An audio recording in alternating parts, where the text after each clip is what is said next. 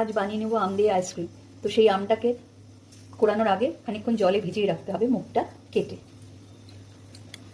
আমগুলোকে ফ্রিজ করে নিচ্ছি। আমের পাল্প রেডি। দুধটাকে কনডেন্সড করার জন্য বসিয়ে দিয়েছি যাতে একটু ঘন হয়ে যায়, আর একটু চিনি মিশিয়ে দিলাম। ম্যাঙ্গো পাল্প তুলে রাখলাম। এবার কনডেন্সড মিল্কটাকে ম্যাঙ্গো পাল্পের সঙ্গে মেশাবো।